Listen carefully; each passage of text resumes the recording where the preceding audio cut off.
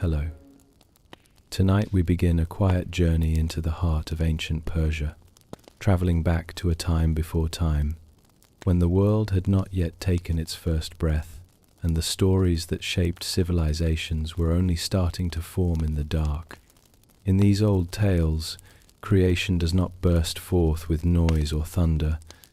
Instead, it opens slowly, like a silent horizon growing lighter.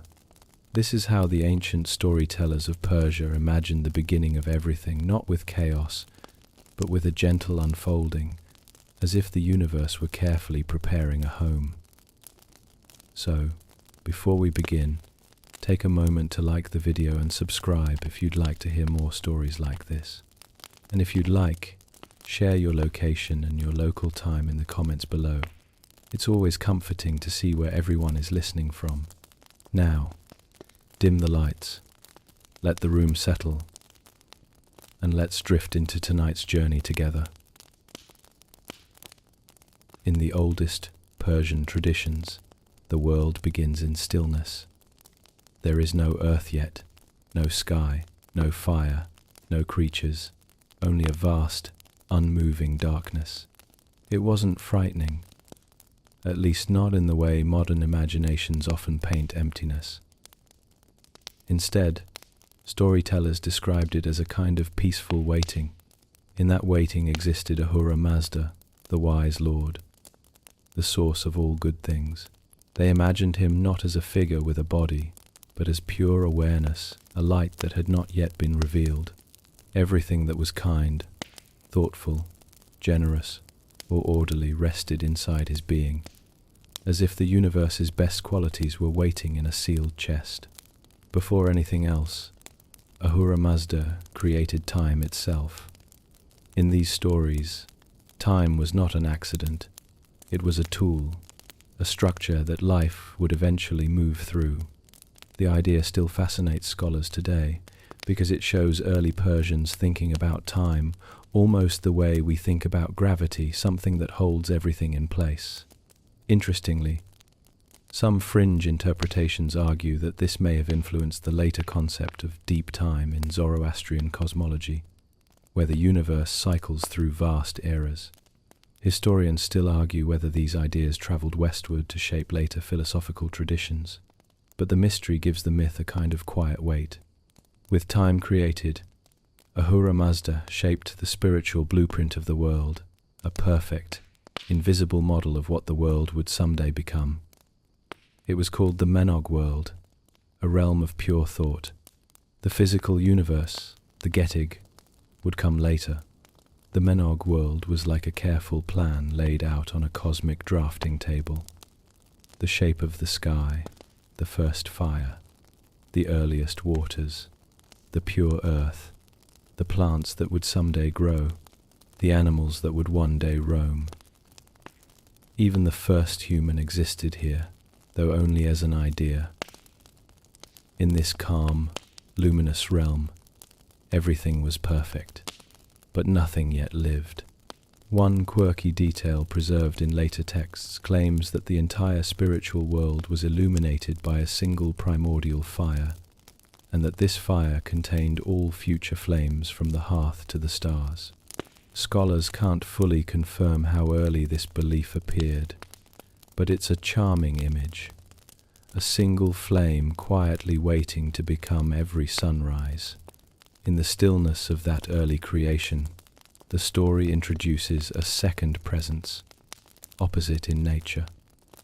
While Ahura Mazda existed in light, there was a shadowed spirit called Angra Mainyu, or Ahriman.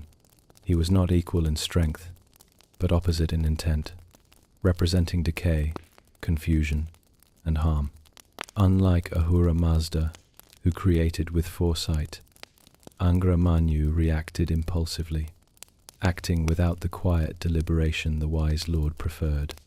The myths say he was asleep at the beginning, unaware of anything beyond himself, which is perhaps the calmest description of evil in any ancient tradition, not raging or plotting, just unaware.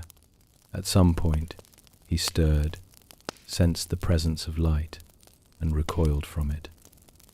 This moment is sometimes described as the first conflict in the universe.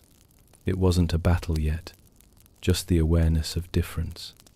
Light and dark, wisdom and chaos, creation and destruction.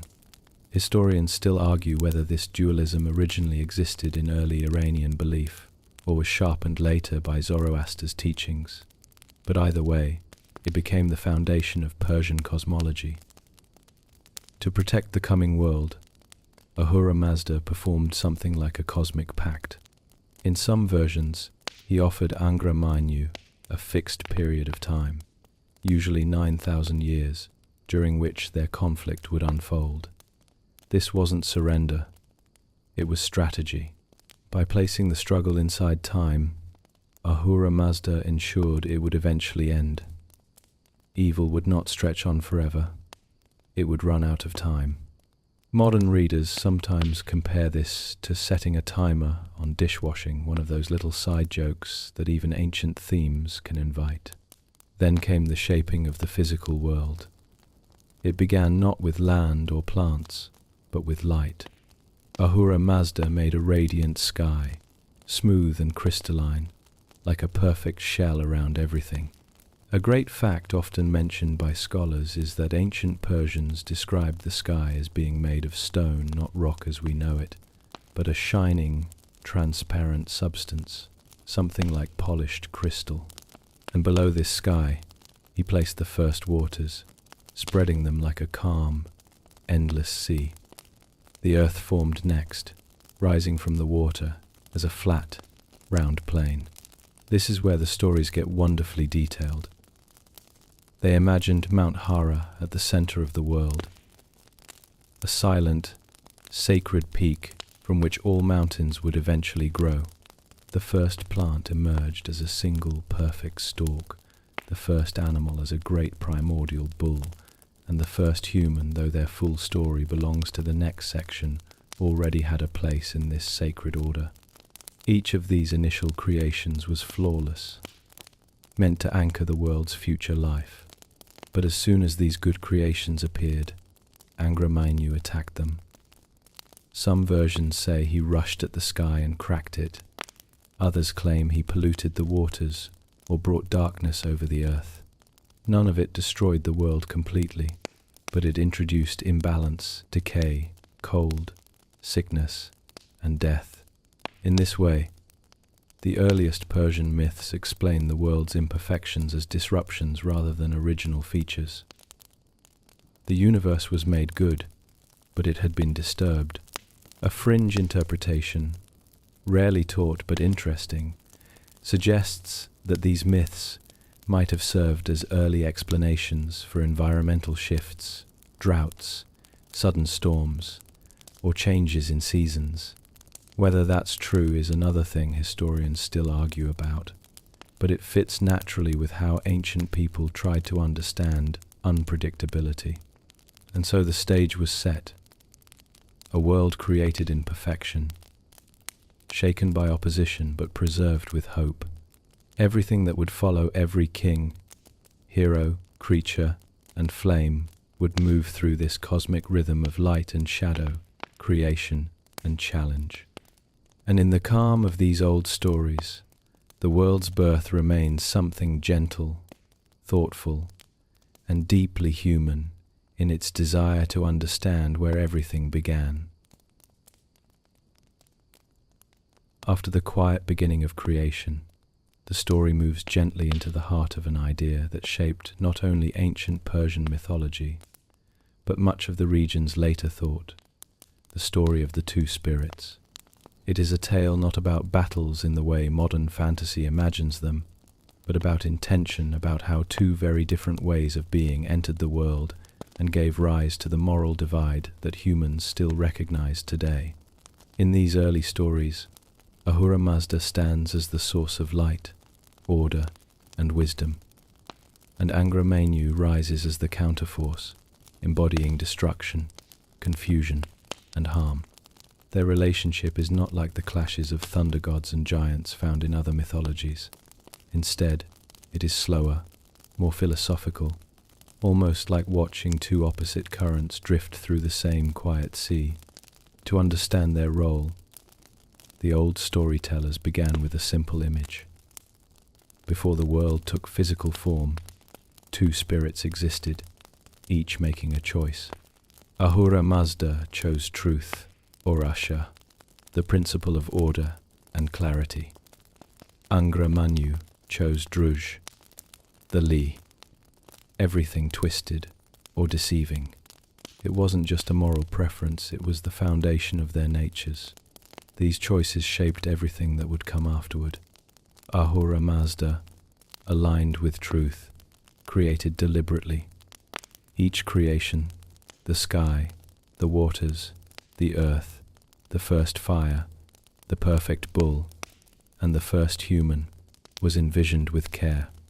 Nothing rushed, nothing accidental. It's interesting that some scholars argue this reflects the value ancient Iranians placed on good governance. The ideal leader was endlessly patient, making decisions only after thoughtful consideration. Others push back, saying that this reading might be too modern, too shaped by current understandings of leadership. Historians still argue whether this connection between myth and political expectation was consciously intended or simply emerged over time.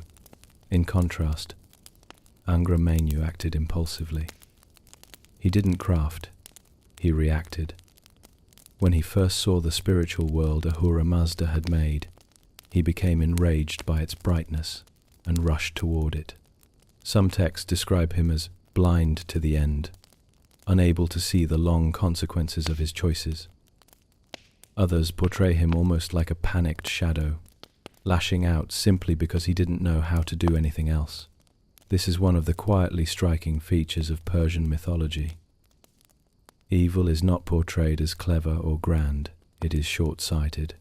One quirky detail, found in a later commentary, claims that Angra Mainyu originally had no plan at all. He simply made the opposite of whatever Ahura Mazda made, like a child mimicking an older sibling with spite.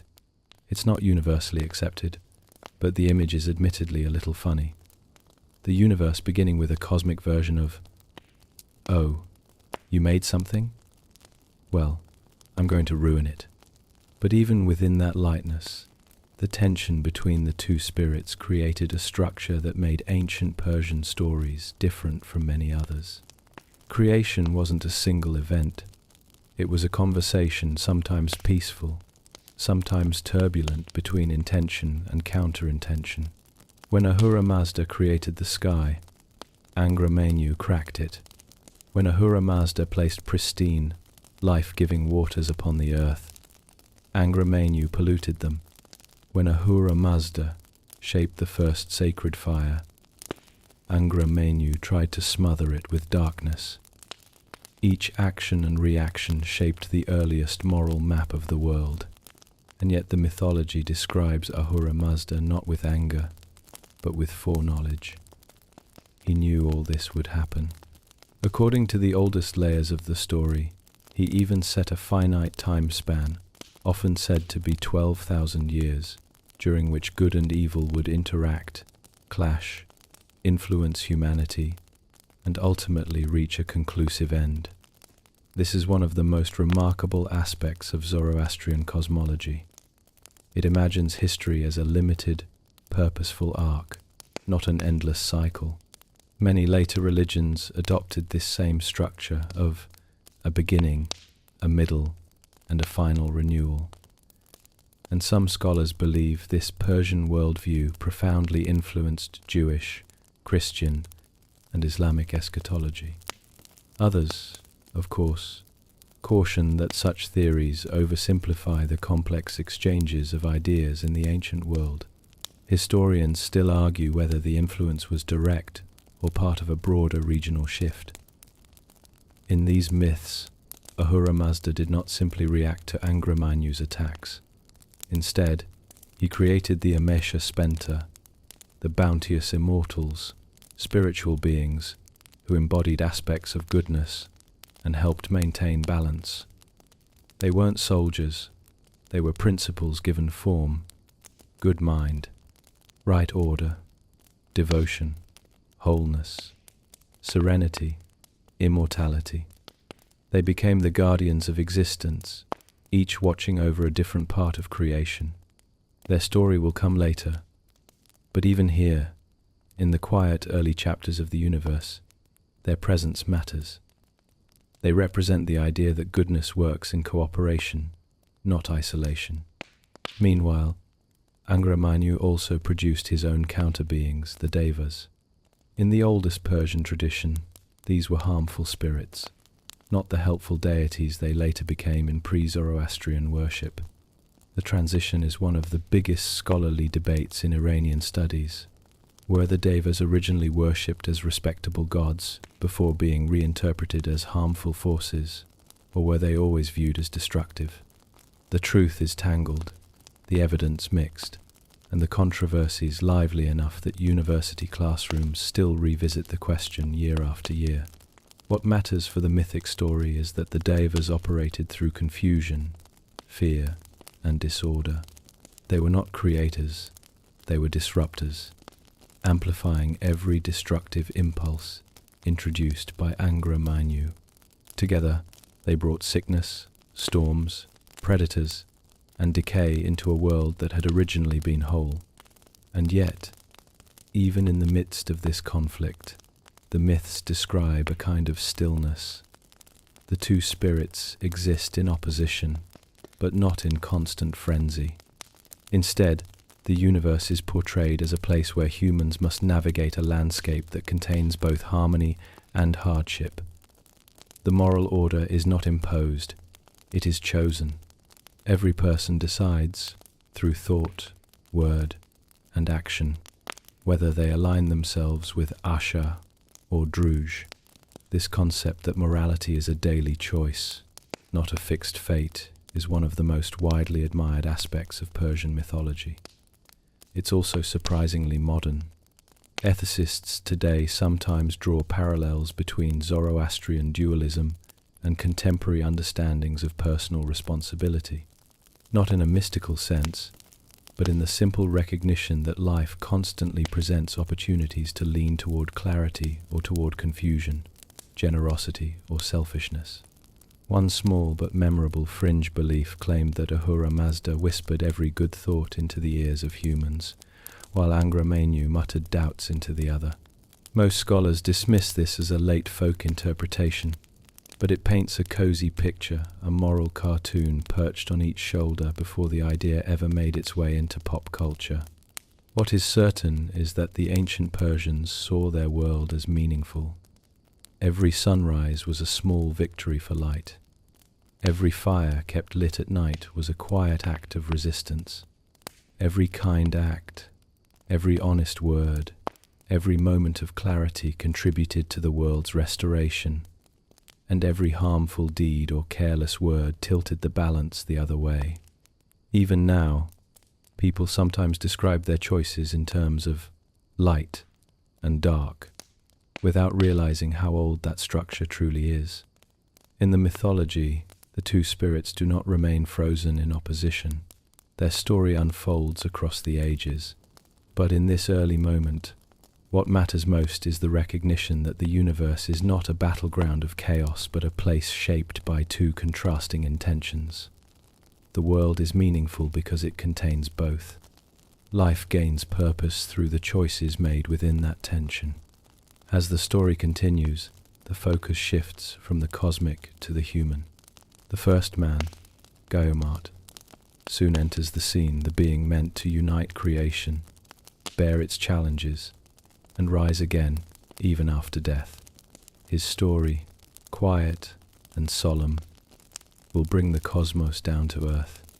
But before we meet him, the memory of the two spirits lingers, a reminder that the world is built not only on mountains and waters, but on decisions, impulses, and values, tracing back to the very beginning of time. After the two spirits set the shape of the world, the story turns gently toward its first inhabitant, a being who wasn't simply placed on earth, but embodied the hope of creation itself. His name was Gayomart, sometimes pronounced Gayomard, or Gayomars. And in the ancient Persian imagination, he was not only the first human but the first king, a silent guardian meant to anchor the newly formed world. Gayomart did not resemble humans as they are now. In early Zoroastrian tradition, he was radiant, almost shining, more like a being of light wrapped in the faint outline of a human shape. His body was made of the pure materials of creation: earth, metal, fire, and breath. He stood tall, luminous, and peaceful, placed upon the bright, level earth to carry the intention of goodness. His role was simple and profound. He was the bridge between the spiritual world that Ahura Mazda had crafted in perfection and the physical world that had been shaken by Angra Mainyu's corruption. Gayomart existed so that life could begin again, so that the universe could shift from abstract design to living movement. The myths tell us he lived in harmony with the first bull, also created perfect and pure. They were the twins of early existence, one human, one animal, each symbolizing a different aspect of life. A quirky detail preserved in some traditions, says Gayomart, glowed so brightly that for the first few days, the other creations weren't sure whether he was meant to be a lamp or a companion. It's a small touch, but it gives the myth a gentle humor, the kind ancient listeners may have enjoyed around a nighttime fire. Gayomart's life, however, was not long. Angra Mainyu, angered by the creation of the first human, sought to attack him directly. The myths don't describe a dramatic battle. Instead, they explain that Gayomart was weakened by the corruption that Angra Mainyu unleashed upon the world. Darkness spread. Illness entered creation. Even the earth seemed to dim. And in this dimming, Gayomart slowly grew tired. Historians still argue whether this early myth of the first man's death influenced later Indo-Iranian beliefs about cycles of life and rebirth. Some see clear connections. Others insist the Iranian variation is unique, shaped by its moral dualism rather than by natural cycles. Whatever the truth, Gayomart's passing is one of the quietest moments in ancient mythology. A calm surrender, not a violent end. When Gayomart died, his luminous body returned to the earth. But this was not a defeat. In Persian belief, death was not simply the withdrawal of life. It was the beginning of transformation. As Gayomart's body rested in the soil, two sacred plants began to grow from him. From these plants emerged the first mortal human pair, Mashya and Mashyana, the ancestors of all humankind. This is one of the most beautifully understated moments in the tradition. Life didn't restart through thunder or divine command. It emerged gently, like sprouts breaking through soil after rain. The imagery is calm and profoundly natural, a reminder that ancient Persians saw themselves as part of a living cycle rooted in the earth. Mashya and Mashyana were not born fully formed. They grew gradually, shaped by time, nourished by the remaining purity of the world. When they finally emerged, they were human in the way we recognize. Vulnerable, curious, capable of choice. And their first choices mattered greatly, because in this mythology, morality does not begin with Gayomart but with his children. They had to choose whether to follow Asha truth and order, or Druj confusion and harm. There is an old debate among scholars about whether Mashya and Mashyana were originally described as twins or as a married pair created simultaneously. The texts vary. Historians still argue whether the dual role was symbolic, representing unity, or simply the result of many traditions merging over time. Either way, the story presents them as inseparable, the beginning of human community. One curious detail appears in some traditions. Mashya and Mashyana initially wavered in their allegiance. Angra Mainyu whispered doubts into their minds. and for a short time they leaned toward confusion. Because of this, humans were not born perfect like Gayomart, but capable of both good and harm. It's a surprisingly psychological touch for such an old tale, the idea that doubt and hesitation are part of being human from the very beginning. But with guidance from Ahura Mazda, they eventually turned toward truth and order, embracing the path that would allow humanity to grow. From them came the generations of the ancient Persian world, and through them, the impact of Gayomart lived on. The story of Gayomart shapes the larger mythic landscape in subtle ways. His creation symbolizes potential, his death symbolizes transformation, and his descendants represent the unfolding of human life with its challenges and choices. Even today, Zoroastrian communities sometimes reference Gayomart in lessons about the sacredness of life and the responsibility humans carry in tending the world, not in a mystical sense, but as a reminder that humanity, in the myth, literally grows out of the earth and therefore carries a duty to protect it. And though Gayomart's tale is brief compared to the grand epics that follow, it sets the emotional tone of Persian mythology: calm strength, patient endurance, and a belief that goodness can rise again, even after it falls. With Gayomart's passing and the birth of his descendants, creation moves from cosmic beginnings to human stories, stories of guardians, spirits, kings, and heroes who will shape the world's future. And in this gentle shift, the myth invites listeners to see themselves not just as readers of history, but as part of a very old conversation about light, choice, and what it means to live well.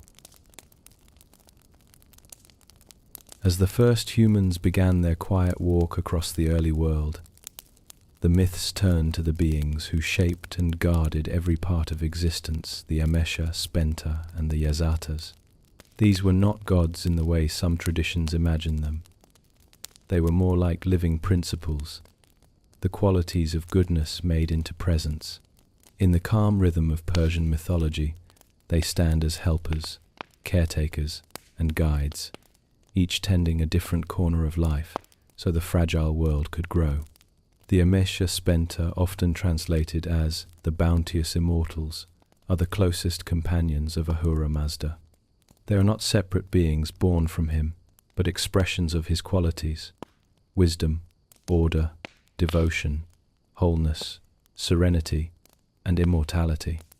In many traditions, they existed even before the physical world was created, standing with Ahura Mazda in the realm of pure thought. Their names describe not personalities, but truths the world needed to survive. The first among them is Vohumana, the good mind. In a calm, almost philosophical sense, Vohumana represents clarity, the ability to see the world as it truly is. Ancient texts say that this being guided humans toward compassion for animals, which is why respect for cattle and the pastoral life became central in early Iran. Interestingly, a historical detail sometimes noted is that the pastoral economy of ancient Iran made moral concern for animals socially significant, not just spiritually symbolic. Scholars point out that this connection between economy and theology is unusually direct, though historians still argue whether the moral emphasis came first or whether it grew out of everyday necessity. Next comes Asha Vahishta, best truth, or right order. Asha is the cosmic law that holds everything steady, the principle that fire should burn cleanly, that seasons should turn, that promises should be kept. In fact, some fringe interpretations suggest that fire temples in ancient Iran were designed not only to honor fire itself, but to honor Asha's purity. While that may be an exaggeration, it speaks to how deeply the concept shaped the culture. After Asha stands Kshathra Vairya, desirable dominion, the ideal vision of just rule, not rule by force, but stewardship. Ancient kings invoked Kshathra when describing their duty to protect the land and maintain fairness. It may sound lofty, but inscriptions from the Achaemenid Empire echo these same principles, showing that at least some leaders wanted to be seen as rulers in service of order. Historians still argue whether these inscriptions reflect actual governance or simply political messaging, but the alignment between myth and monarchy remains striking. Spenta Almighty follows the embodiment of devotion and peaceful earth. She is quiet strength, the patience of soil that allows life to grow. Farmers once prayed to her before planting, asking for harmony with the land. A small, charming tradition claims that when the earth quakes, it is Spenta Almighty shifting her posture not in anger, but in restlessness, reminding people to respect the ground they walk on. Hauvatat, meaning wholeness or health, protects the waters. She represents completeness, well-being, and the idea that life must remain in balance. In the early Iranian world, where rivers were scarce and sacred, her presence mattered both spiritually and practically. Finally comes Amritat, immortality, guardian of plants. In a world where food was fragile and seasons could be harsh, tying immortality to vegetation made sense. Plants die, yet return, echoing the renewal that Persian mythology promises at the end of time. Together, these six beings assist Ahura Mazda in protecting creation. And unlike many mythological families, the Amesha Spenta do not clash or compete. They act like the parts of a well-tuned system, each necessary, each supportive, each tending to a part of the world so it can remain whole. Beyond them are the Yazatas, those who are worthy of worship. They are a larger, more varied group, each responsible for different forces of nature or aspects of life. Some Yazatas are ancient Indo-Iranian deities given new roles in Zoroastrian tradition. Others appear more distinctly Persian, shaped by the land itself. One of the most beloved Yazatas is Mithra. In earlier Iranian worship, Mithra was a major deity linked to covenants, the rising sun, and the act of watching over agreements. When Zoroastrianism reshaped the pantheon, Mithra remained important not as a rival to Ahura Mazda, but as a guardian of contracts and justice. People prayed to him when seeking fairness or protection from betrayal. Many modern comparisons link Mithra to Greek Helios or Roman Sol, though scholars warn against drawing too straight parallels. Historians still argue whether the Roman cult of Mithras had any real connection to the Iranian Mithra, or whether the similarities are mostly coincidental. Another Yazata, Anahita, presides over waters, fertility, and healing. Her worship was widespread, and shrines dedicated to her dotted the ancient landscape. She is often depicted as strong, tall, and protective qualities that made her beloved among traveling merchants who prayed for safe journeys across deserts. Interestingly, historical evidence from archaeological finds suggests that Anahita may have once been worshipped with elaborate festivals involving flowing water, though the details remain uncertain. Some fringe ideas propose that these festivals influenced later regional traditions, but the evidence is thin, charming as the theory is. Then there is Atar, the sacred fire, not merely a symbol, but a presence. Fire in Persian mythology is alive, discerning, and deeply respected. It purifies, reveals, and warms.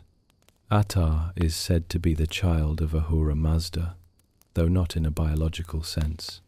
Instead, he is the direct expression of truth and clarity.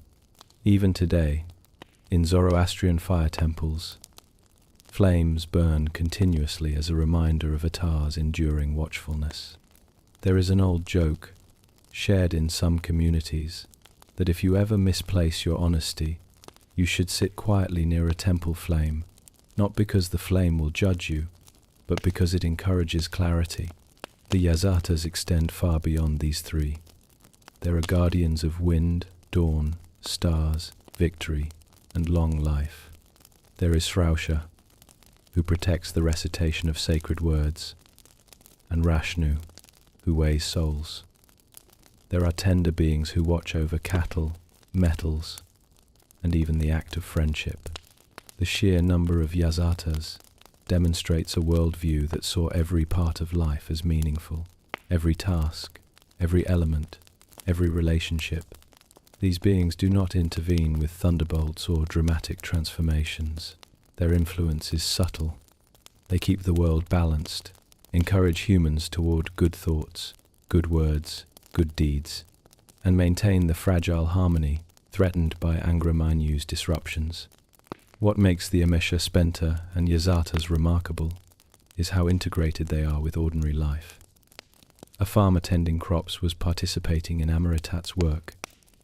A family keeping their water clean honored Hauvatat. A judge striving for fairness followed Mithra's path. Even lighting a fire at night connected a household to Atar's presence. The mythology wasn't distant, it was woven into the rhythm of daily living. Some scholars argue that this integration helped Zoroastrianism survive through centuries of political change, because its practices were tied not only to doctrine but to simple, everyday acts. Others counter that the religion persisted primarily through strong community networks. Historians still argue which explanation carries more weight, but within the mythic world, the message is gentle. The divine is not separate from life, it sustains it, and through the Amesha, Spenta, and Yazatas, the early universe begins to feel populated not with noisy gods, but with steady caretakers guiding creation quietly toward goodness.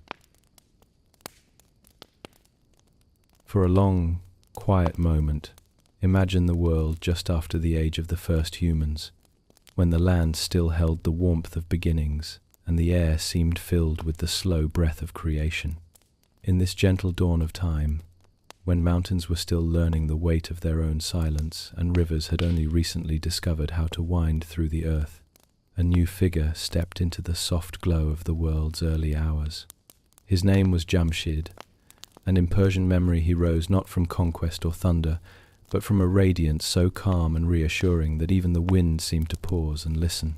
He was born into a world fragile and bright, shaped by divine protection yet threatened by the dark whisper of Angra Mainyu. Perhaps that is why his arrival felt like the lighting of a lantern in a room where shadows had gathered too closely. He carried the favor of Ahura Mazda, and with it the gift of leading humankind into a kinder age, an age remembered as a near golden time, when prosperity lay as softly across the earth as morning sunlight across a quiet valley. Jamshid's earliest days as king were marked by the quiet confidence of someone who understood that rulership was a form of stewardship. People said his footsteps were gentle, that he walked the world the way a craftsman touches the tools he loves. He really listened to the worries of the people and the murmuring rhythms of the lands they tended. In those calm listening hours, he shaped a plan for a kingdom unlike anything the world had yet known. The first change arrived with a warmth most people had never felt before. Under Jamshid's guidance, crafts blossomed. He taught the weaving of cloth so fine and soft that it seemed woven from spring breezes. He shared the secrets of shaping leather, carving wood, and drawing metal from the deep places of the earth. With every new craft, life grew a little easier, a little richer, as though human hands had been granted permission to join creation in its ongoing work. He did not stop there. Jamshid understood that the world was filled with quiet, invisible forces, diseases, bitter winters, and the creeping fears that could hollow the heart. So he turned his attention to the protection of humankind. He refined the skills of medicine, teaching healers how to treat wounds and cool fevers. He encouraged builders to raise homes sturdy enough to hold back the cold and light enough to welcome the sun. Some stories say that during his reign, people became so skilled, so well cared for, that suffering stepped back and watched from a distance, no longer able to find easy entry into human life. Whether or not this was literally true, The feeling of the age was unmistakable. Life seemed touched by a steady, luminous blessing. But perhaps Jamshid's gentlest gift was his attention to beauty. He believed the world deserved to be cherished, not only through survival, but through joy. Under his rule, artisans shaped precious stones into delicate ornaments, gold into warm circles of light, and music into threads of sound so soft and clear that listeners often closed their eyes just to let it wash through them. These creations were not luxuries. They were gentle reminders that life, even in its simplest moments, was meant to be savoured. As years passed, Jamshid's kingdom grew in harmony, stretching like a peaceful meadow beneath a wide, forgiving sky. People worked the land without dread. Food was plentiful. The air carried the scent of ripening fields, and nights fell without fear. Children grew up hearing stories not of looming dangers, but of new skills to learn, new wonders to discover, new songs to hum into the hush of twilight. And above all this, Jamshid remained the steady centre, calm, radiant, beloved. Yet even the most golden rain must someday meet the shadow that waits behind every bright beginning. Jamshid, in his early humility, claimed no glory for himself. Everything he offered in the name of Ahura Mazda as a servant king. But admiration has a strange way of shifting the ground beneath a ruler's feet. When people praise someone too often, too loudly, even the gentlest heart may begin to mistake the echo of their voices for the echo of truth. And so, as the decades passed, a quiet change settled around Jamshid. It did not arrive like a storm, sudden and wild. Instead, it crept in softly, the way dusk slips across a meadow slowly, subtly, almost tenderly. At first, Jamshid only accepted the admiration, smiling at the devotion of his people. But admiration, like a warm cup held too long, can begin to burn. He began to believe he was not merely favoured by the divine, but essential to the world in a way no other being was. He looked at the flourishing crafts, the shimmering jewels, the happy villages, and felt a spark of pride whisper that these wonders were his alone. The whisper grew. Confidence thickened into certainty. Certainty, in time, hardened into vanity. One day, in the middle of a golden afternoon, Jamshid declared himself the sole source of his kingdom's light. He told his people that all blessings flowed from him, that he was not simply a king, but the axis upon which the world turned. The very sun, he hinted, shone because it mirrored the glow of his greatness. The people were stunned. Some bowed more deeply, unsure of what else to do. Some hesitated. Others looked at one another with quiet unease. But when a beloved king changes, the mind often tries to understand before it resists. And Jamshid's early goodness was not easily forgotten. Still, the shiver of doubt spread like a thin crack in a flawless mirror. For a kingdom built on harmony, that crack mattered.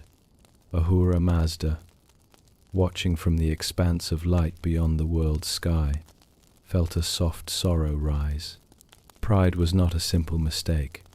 It was a turning away, a closing of the inner door that once opened so effortlessly toward the divine. When Jamshid claimed all glory for himself, the light that had once flowed through him began to dim, ever so slightly, like a lantern set behind thin fog. The land felt it.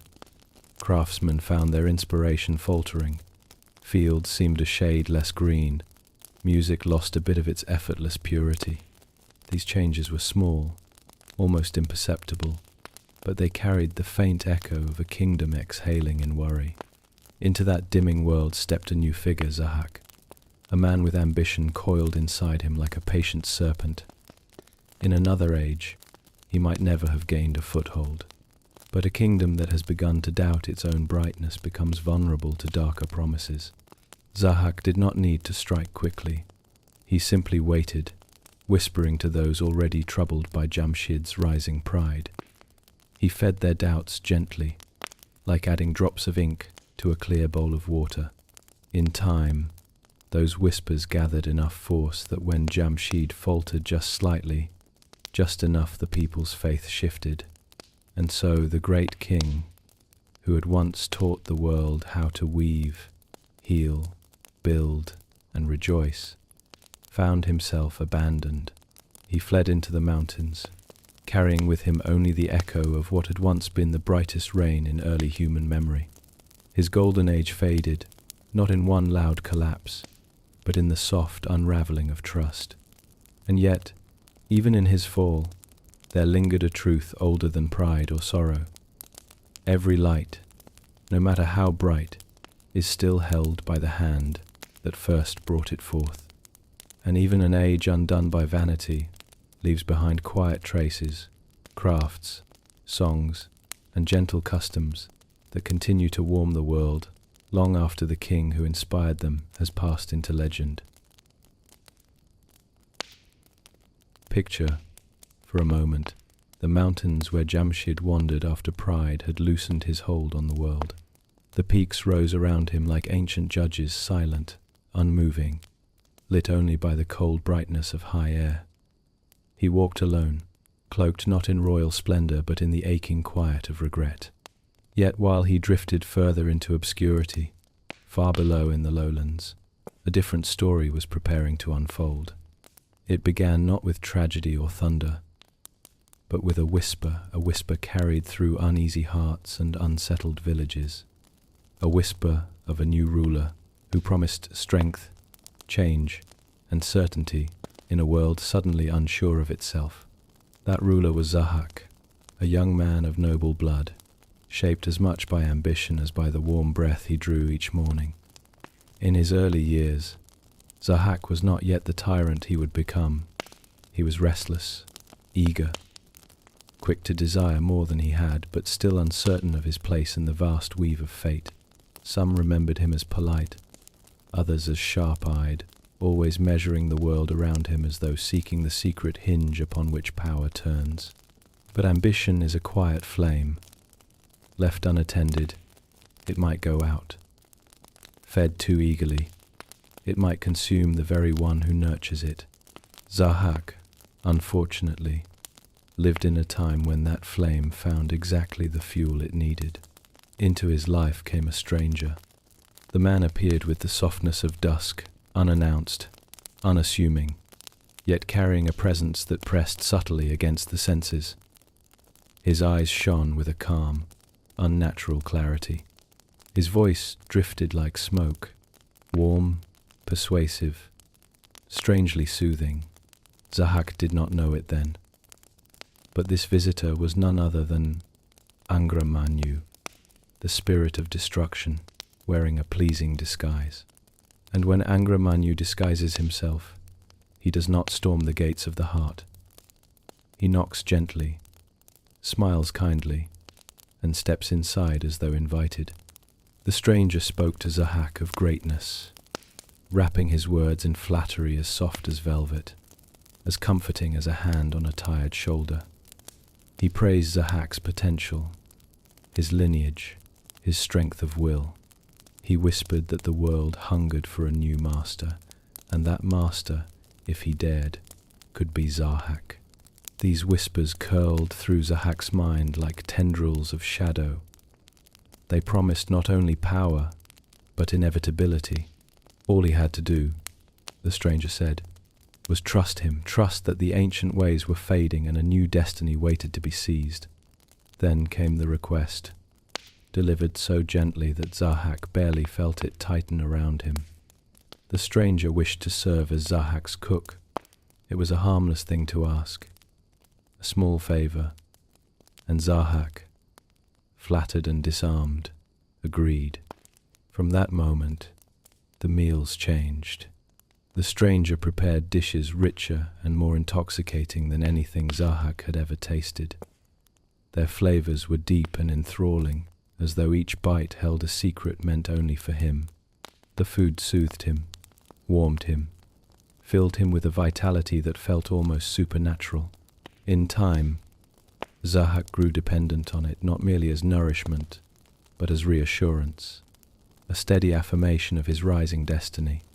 One morning, after a particularly sumptuous meal, the stranger approached Zahhak with a look of humble loyalty and made a curious request. He asked to kiss the young man's shoulders. The request was so unexpected, so strange, that Zahhak hesitated. But flattery is a potent fog, and the stranger's voice wrapped around the moment with such soothing urgency that Zahhak finally agreed.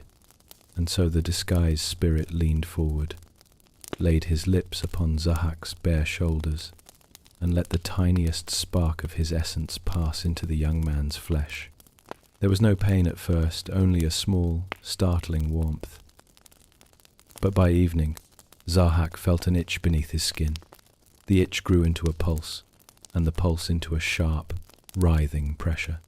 When he cried out, and servants rushed to his side, they found something impossible and horrifying. 2 serpents had begun to grow from his shoulders, their smooth, dark bodies emerging like living shadows made flesh. Panic surged through the palace. Physicians were summoned from every province. They applied ointments, recited prayers, burned herbs, tied bindings. Nothing helped. The serpents grew larger with each passing day, coiling and uncoiling with a slow, hungry intelligence. The stranger, now conveniently absent, had left Zahhak with a curse that was not merely physical but spiritual. For the serpents, once fully formed, demanded food. Not animal food, not herbs or grains, but human brains, whispered the remaining physicians in horror. No other nourishment would quiet them. Zahhak resisted at first, refusing to allow a single death in his name. But the serpents tormented him. They bit his shoulders with relentless hunger, driving him to the edge of agony until he finally broke. Under the pressure of suffering, fear, and the sickening realization that he could not rid himself of them, Zahhak allowed 2 prisoners to be taken. Their lives were ended, and the serpents fed. In that moment, something in Zahhak's heart dimmed, not loudly, not all at once, but with a quiet inward collapse, like a lantern wick curling under its own heat. When the pain ceased and relief flooded him, he felt a dark gratitude toward the serpents. Their silence was comforting. Their hunger, at last, was sated. And so began Zahhak's descent. Word of his affliction spread in murmurs at first, then in fearful waves. The serpents became symbols of something deeper than physical deformity. They were reminders of his corruption, proof that a shadow now guided the throne. Yet fear makes people obedient, and Zahhak, bolstered by the terrifying creatures curled upon his shoulders, began to rule with an authority that tolerated no resistance. His reign was colder than winter. Under Zahhak, harsh edicts replaced the gentle customs of Jamshid's golden age. Fields were taxed until they ached. Craftsmen worked under the pressure of fear rather than pride. Music grew scarce. Laughter, rarer still. People went about their days with lowered eyes and cautious steps, as though every sound might stir the serpents that loomed behind their king. And each day, 2 more victims were taken to appease their hunger. Yet even in this darkness, small acts of quiet courage survived. There were physicians who, unable to outright refuse Zahhak's demands, devised a subtle mercy. They mixed the human brains with sheep's brains, reducing the cost of each feeding. It was a small kindness, but in a world shadowed by tyranny, even the smallest kindness is like a candle in a cavern. Zahhak, meanwhile, mistook their ingenuity for loyalty, and each passing month deepened his conviction that he was destined to rule through fear rather than love. Still, the shadows around Zahhak were not permanent. History remembers tyrants not merely for their cruelty, but for the way the world breathes out after they fall. For every darkness has its appointed end, though the world seldom sees it coming. Zahhak, with serpents coiled upon his shoulders and the weight of countless sorrows thickening the air around him, lived in the illusion that his reign would last forever. But somewhere in the quietness of the land, somewhere in a humble home, in a village unremarkable on any map, a child had already been born. A child who would one day rise as the answer to the people's suffering. A child named Fereydun. And though Zahhak had not yet heard the name, the mere whisper of that future hero was enough to stir the first faint tremor in the foundation of his rule. For tyrants fall not when they are weakest, but when the world begins to dream again of hope. And hope, once awakened, moves quietly at first, like footsteps approaching a locked door. Fereydun's story begins in a small, quiet corner of the world, far from palaces, far from the polished floors where Zahhak's serpents dragged their shadows. It begins instead in a simple home near green pastures and moving water. His mother, named Fereydun, raised him with a care shaped as much by fear as by tenderness. For in those days, the king scoured the land for any sign of the child destined to end his reign. Rumours of Fereydun's birth had already reached Zahhak's court, and tyrants, as history often shows, fear prophecies far more than armies. To protect him, Fereydun hid the child among the herds of a humble caretaker known as the cowherd Permaya. It was in this quiet life that Fereydun first grew strong, not through royal training, but by carrying water, guiding cattle, and learning the steady rhythms of the natural world. The centerpiece of his childhood was a sacred cow named Barmai, whose milk nourished him and who, in Persian legend, is remembered almost like a guardian spirit. Children in many cultures grow up with symbolic animals, but in Fereydun's case, this creature became central to his safety. There is a quirky, lesser-known detail here. Some old storytellers insisted that Barmai's horns glowed faintly at night, just enough to keep wolves away.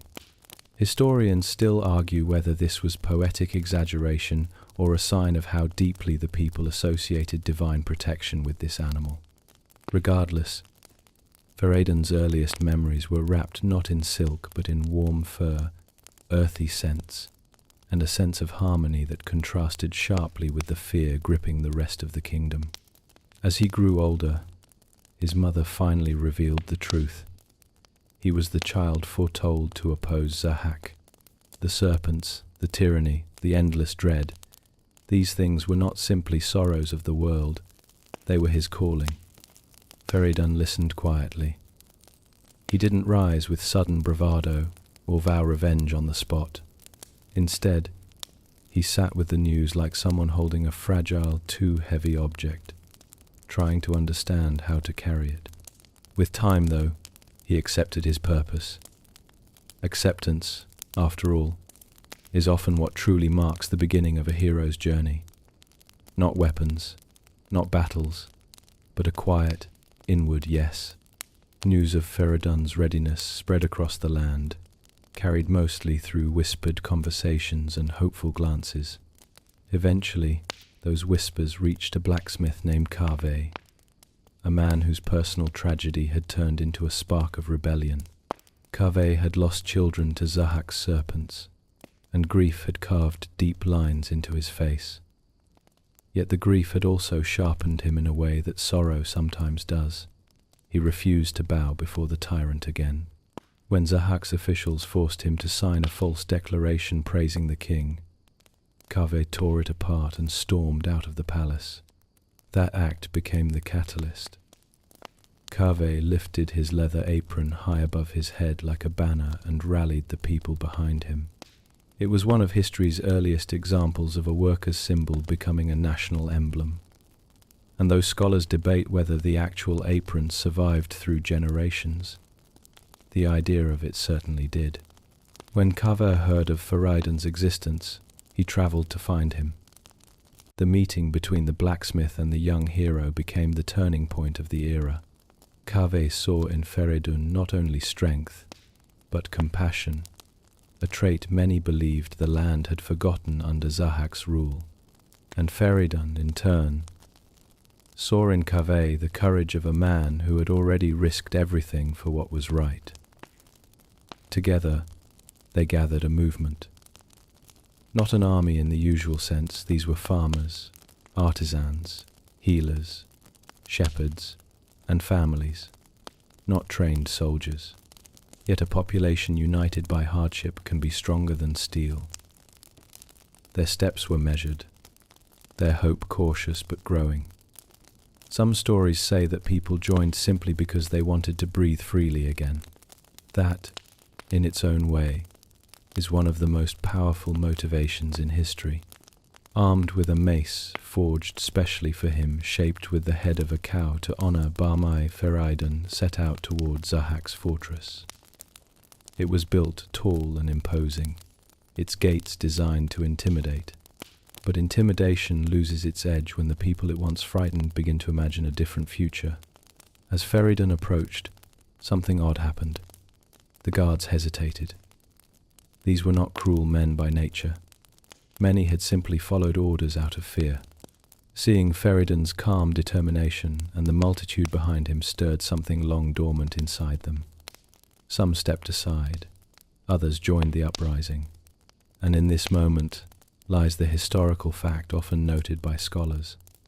Oppressive regimes frequently fall not when they are conquered from the outside, but when those within stop believing in them. Zahhak himself was away when Fereydun entered the fortress. So instead of a dramatic confrontation, the early victory arrived through preparation and reclaimed space. Fereydun freed prisoners, disarmed cruel overseers, and restored order without unnecessary violence. He did not ascend the throne immediately. Instead, he waited for Zahhak's return, determined to end the darkness directly. The final confrontation took place on a mountain, where Zahhak arrived and found that the world had shifted beneath him. The tyrant's rage was immense, fueled by years of unchecked power and the constant whisper of the serpents curling from his shoulders. But rage is rarely strategic, and Fereydun's calm sense of purpose gave him an advantage. Their clash was intense, though ancient storytellers often describe it less as a duel and more as the meeting of two forces, one rooted in fear, the other in balance. Ultimately, Fereydun overpowered the tyrant. Yet, instead of killing him outright, he chose restraint. Zahhak was bound and imprisoned in a cavern on Mount Damavand, where he could no longer harm the world. This act of mercy is often highlighted as the moment that truly set Fereydun apart. Historians still argue whether this choice reflected historical ritual practices or later moral shaping of the legend, but the message remains steady. Ending tyranny is not the same as becoming a tyrant. With Zahhak's fall, the land exhaled in collective relief. Markets reopened, music returned, children played without glancing nervously at shadows.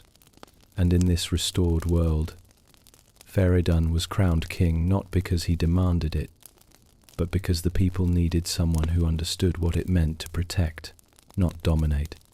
Balance, long lost, began to return. Not perfectly, not instantly, but steadily, like dawn light, climbing over the edge of a long, dark night. Fereydun's reign began with promise, and for many years, the land beneath his rule enjoyed a steadiness that had been missing for generations. Yet even peaceful eras carry seeds of future turmoil, especially when power must eventually be passed to the next generation. And in Fereydun's case, that passing of power centered around three sons, Salm, Tur, and Iraj, whose destinies would become tightly knotted with both hope and tragedy. The brothers grew up together in a palace filled with gentle instruction, festivals, and the calm echo of restored harmony. Fereydun taught them the values he believed mattered most: fairness, humility, and the ability to listen before acting. But children, even those raised with care, develop different strengths and different shadows. As the years passed, Each son grew into a distinct temperament. Salm, the eldest, was ambitious and sharp-minded. He watched the world with eyes that measured distance and opportunity. Some said he had a calculating streak. Others said he simply understood the weight of responsibility. Tur, the middle son, was fierce, proud, and hot-tempered. He admired strength and found diplomacy tiring. Yet beneath his intensity, he carried an odd sense of loyalty, strong but selective. Iraj, the youngest, was gentle in manner and warm-hearted, more attuned to harmony than conquest. He often walked among farmers and villagers, talking with them as equals. The people admired him, and perhaps that admiration, subtle though it was, helped set the future conflict into motion. When Fereydun grew old enough to think about succession, he faced the difficult task of dividing his vast kingdom. In those days, dividing land among heirs was not unusual, but doing so fairly was always challenging. So Fereydun decided on a simple principle. Each son would receive a portion suited to his temperament and abilities. To Salm, he gave the lands of the west regions rich in trade and connection, places where diplomacy and shrewdness mattered greatly. To Tur, he gave the east lands rugged, wide, and demanding, suited for someone who valued strength and command. And to Iraj, he gave the heart of the realm, Iran itself, the land Fereydun cherished most. It was this last choice that sparked the first tremor. Salm and Tur listened to their father's words in outward silence, but inwardly their thoughts churned. Why, they wondered, had the youngest brother received the most treasured inheritance? Why had the center been given to one who preferred peace over power? A small voice of resentment whispered to each of them, and they listened more closely than they should have.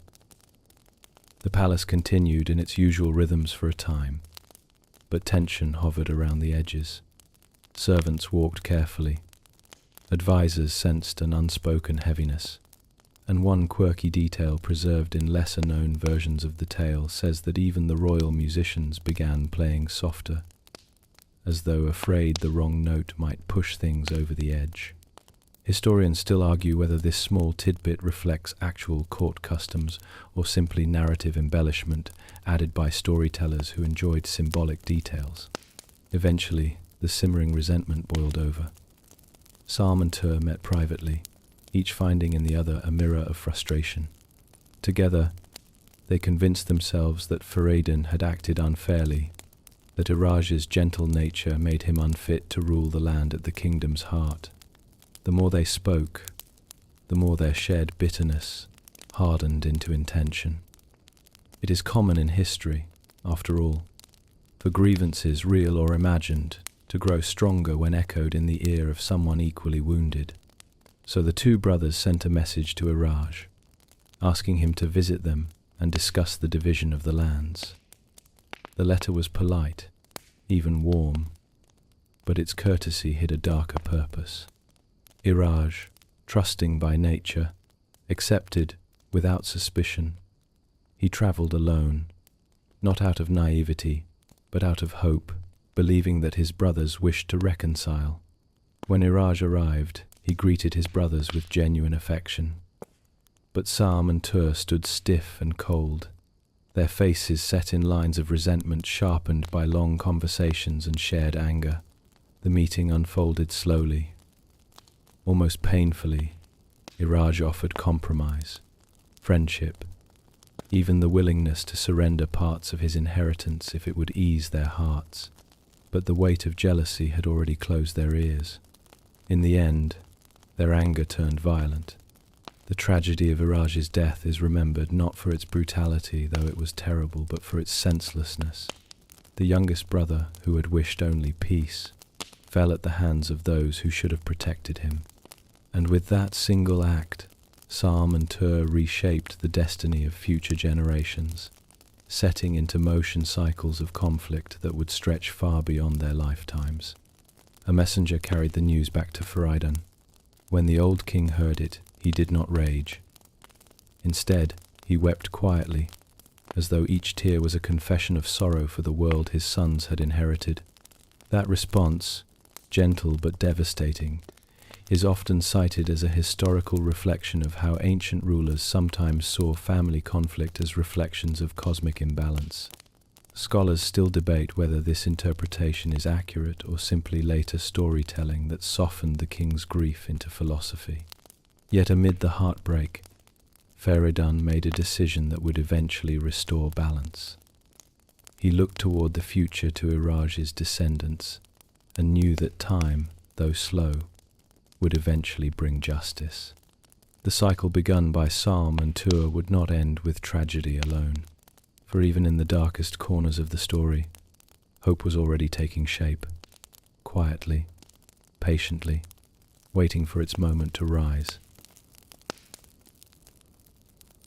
The quiet after Iraj's death did not feel like peace.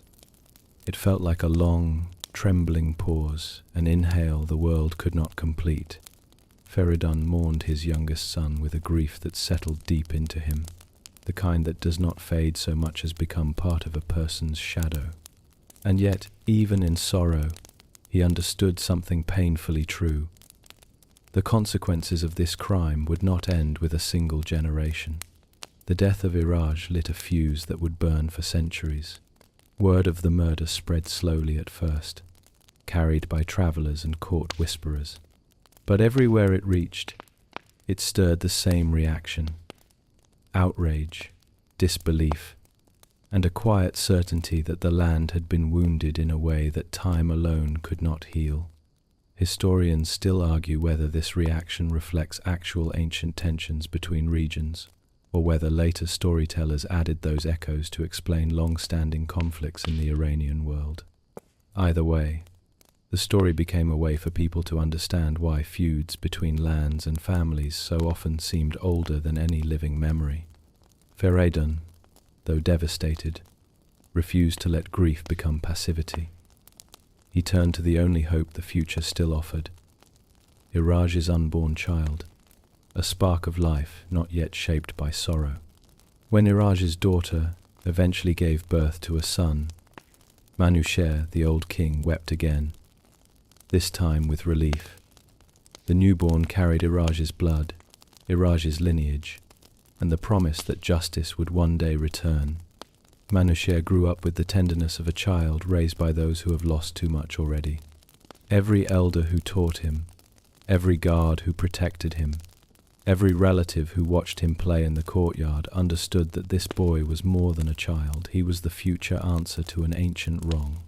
There's a quirky detail in one folk retelling that as a toddler he would try to protect ants from rain. A small but symbolic gesture that storytellers love to emphasize as a sign of gentleness in someone destined for harsh decisions later in life. As Mainyu matured, the story of Iraj's death became part of him, not as a burning hatred but as a responsibility. And when he finally stood before Fereydun as a young warrior ready to act, the old king placed a hand on his shoulder and spoke softly, asking him to restore justice without losing compassion. It was, in a way, the last lesson a grieving grandfather could offer: that vengeance pursued without restraint simply repeats the crime that caused it. But the cycle still moved forward.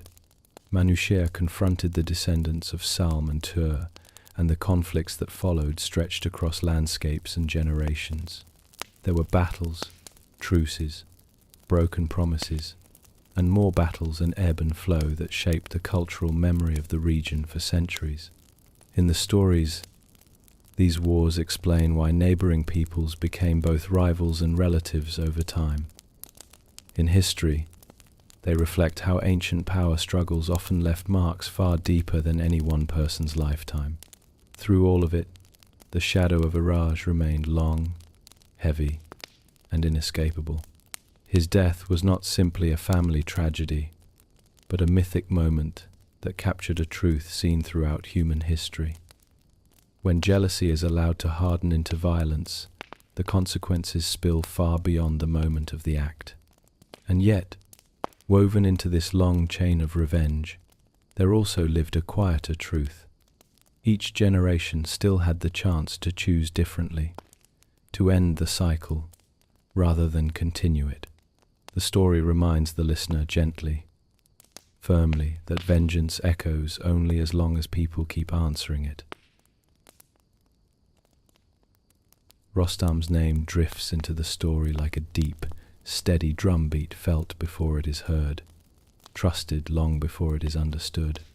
In the vast tapestry of Iranian myth, some heroes blaze briefly and vanish, while others walk like tall mountains through the ages.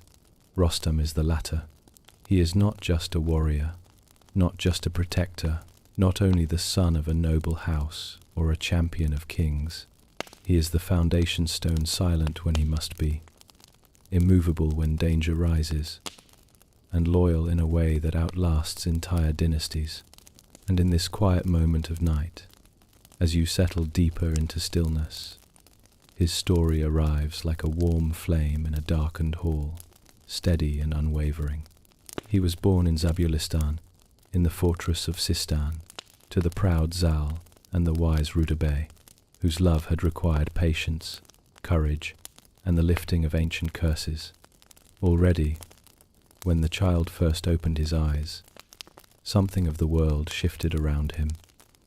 His early cries echoed like the rumble of distant thunder. His tiny hands curled with the strength of men grown old in battle. Even his first breaths carried a sense of old promise, as though he had stepped into life not for a single age but for many. As he grew, the land around him seemed to breathe easier. Horses stepped lightly in his presence. Warriors felt their hearts settle.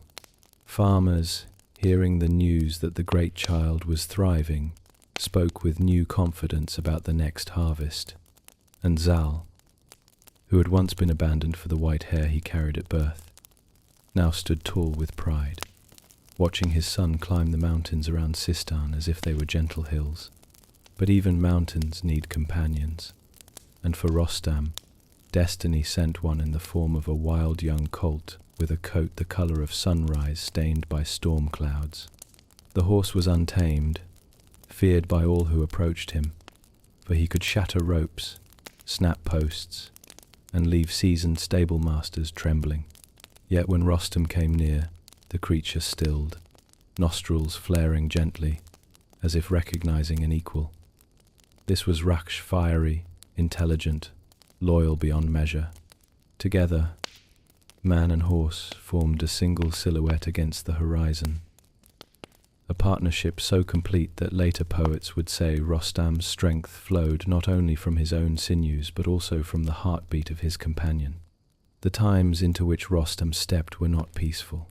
Kings rose and faltered, neighbors pressed borders, demons prowled the edges of human life, and the weight of the kingdom often fell on shoulders far less sturdy than those of its champion. Rostam rarely sought conflict, but whenever a shadow slipped over Iran, the people would whisper his name, and soon enough Raksh's hooves thundered toward danger. One early tale speaks of Mazandaran, a land veiled in sorcery, where demons abducted the beloved king Kavus and his army. No ordinary warrior could rescue them. They needed someone who could walk into enchantments without losing the clarity of his own heart. Rostam accepted not with pride but with steady purpose, the way someone might pick up a fallen lamp to light a darkened room. His journey through the 7 trials became a tale. Mothers whispered to their children not to frighten them, but to remind them that courage does not shout. It breathes slowly, steps forward, endures. Each trial tested a different part of him. Strength, patience, judgment, compassion. He faced lions that leapt like storms, deserts that tried to swallow hope, and illusions meant to unweave the mind. In one trial he battled a great white demon whose gaze could drain courage from a man's heart. Rostam fought blindly at first, then with growing clarity, and finally with the quiet determination that had always guided him. When the demon fell, light returned to Mazandaran, and Kavus, freed from his chains, saw clearly who was the true pillar of his kingdom. Yet even kings sometimes forget the true cost of loyalty. Through the years, Rostam served many rulers, not because their crowns commanded it, but because Iran needed him. He defended borders, quelled rebellions, and sought peace when possible, though peace, like a timid creature, often fled too soon. And with each new challenge, the people looked not to the throne but to the champion who guarded it. Rostam could have claimed kingship himself, for he had the strength, the lineage, and the love of the people. But he did not hunger for power. His heart clung to simpler truths, his homeland, his duty, and the quiet certainty that one does not need a throne to be the backbone of a nation. Still, fate is rarely gentle, even to its greatest heroes. One of the most fragile threads in Rostam's long life was his relationship with his son, Sohrab, a relationship born of chance, separated by silence, and ended in sorrow. Though that tale belongs to another section, the echo of it lives here, shaping the man he became afterward.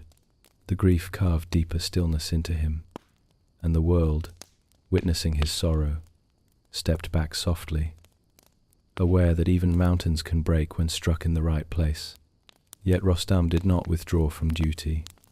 He returned to the defense of Iran, quieter, slower to anger, more aware of how fragile the bonds between generations could be. He fought not with the bright confidence of youth, but with the weary tenderness of someone who knows the world's wounds too well. As the years rolled forward, the kings he served changed. Young rulers inherited old thrones. New advisors rose, some wise, some clouded by ambition. Rostam remained constant, a figure whose presence made armies breathe easier. But time, that patient sculptor, began chipping away at the edges of trust between hero and crown. Eventually, a king arose, Shah Goshtasp, who saw Rostam not as a support, but as a threat, a towering figure whose loyalty he mistook for latent rebellion. Insecurity can be more dangerous than any demon, for it twists truth into shadows. But in the era before that tragic misunderstanding, Rostam still shone like a guiding star. He stood against Afrasiab's armies when the realm trembled. He lifted fallen kings from despair. He taught younger warriors the discipline not of muscle but of heart, showing them how to wield strength without letting it corrode the soul. He even continued to ride with Raksh long after most men his age rested by their hearths, the two aging companions moving together like echoes of an earlier, brighter world. And whenever Iran seemed most fragile, whether from foreign threats, treacherous nobles, or the slow unraveling of royal judgment, people would say, "Do not fear. Rostam still lives." His name became a promise, a shield, a comforting whisper passed down in restless nights. In the end, the measure of Rostam's greatness was not merely in the demons he felled, nor the kings he rescued, nor the battles he won. It was in his unwavering presence across generations. When thrones wobbled, he steadied them. When hope dimmed, he rekindled it. When the past cast long shadows over the future, he stood like a torch, reminding everyone that courage, true courage, is not loud or violent. It is the quiet decision to continue protecting what matters, again and again, even when the world grows heavy. And so the tale of Rostam rests here for a moment like a warm stone placed in your hands, solid, familiar, and steady. A foundation stone, indeed, the kind upon which kingdoms rise, upon which stories anchor themselves, and upon which weary hearts can lean as night deepens around them. Rostam's 7 quiet trials are often retold with thunder and spectacle, as if the champion moved through storms of monsters, slicing his way from one blaze of glory to the next.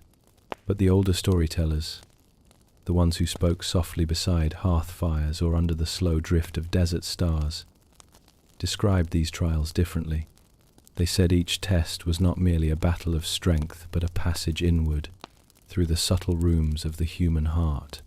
Courage, yes, but also patience, clarity, compassion, endurance, trust, and finally the ability to choose light even when darkness seemed easier.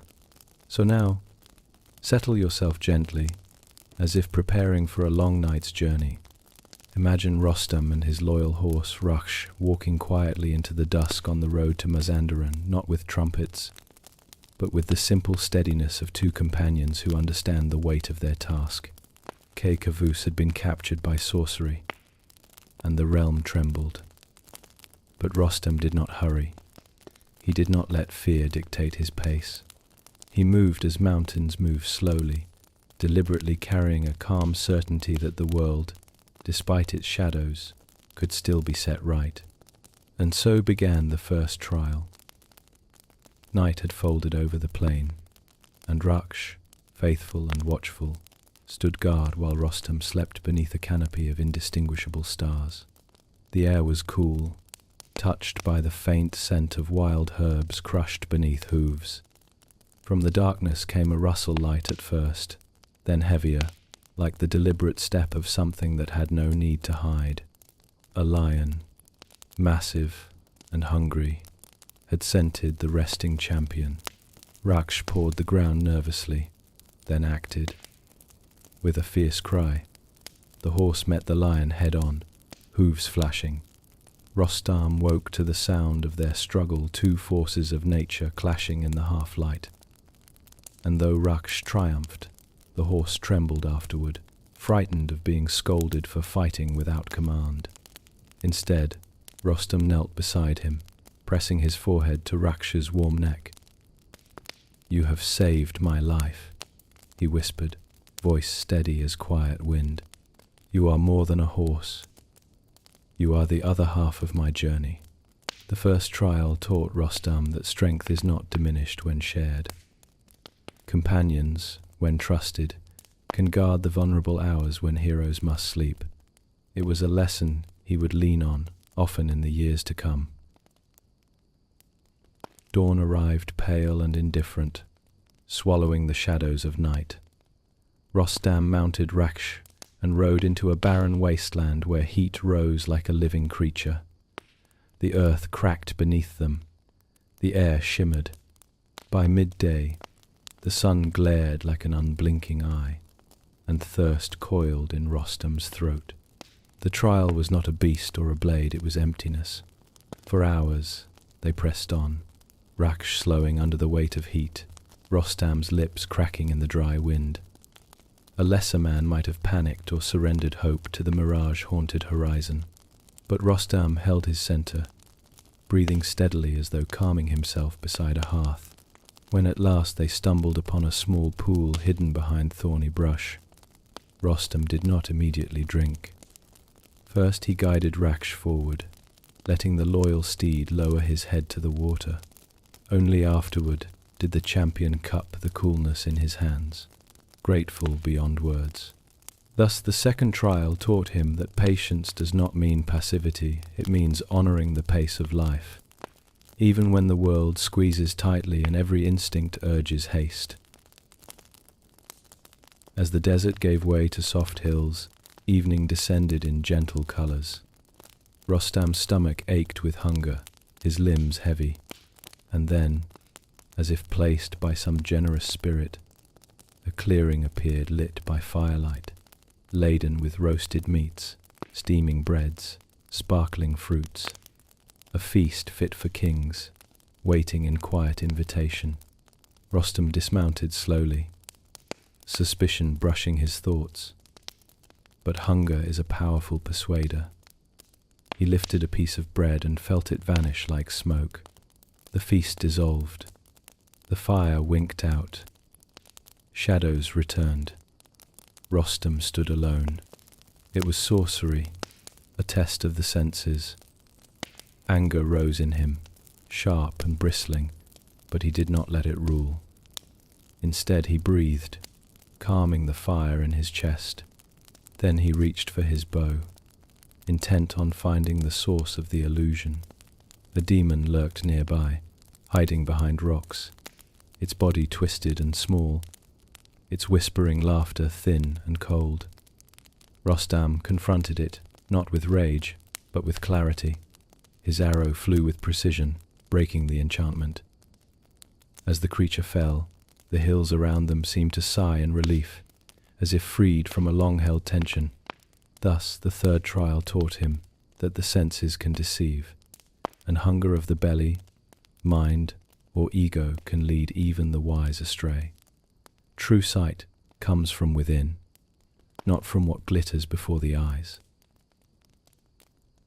Later, in a quieter part of the land, Rostam found a small spring guarded by a powerful creature, a dragon-like demon whose skin glinted like polished stone and whose eyes burned with elemental anger.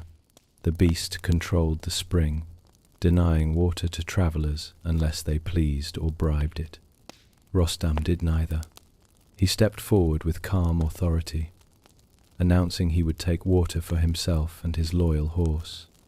The creature attacked, its body unfurling like a dark river, jaws gaping. Raksh reared, but Rostam's hand steadied him as the hero engaged the foe.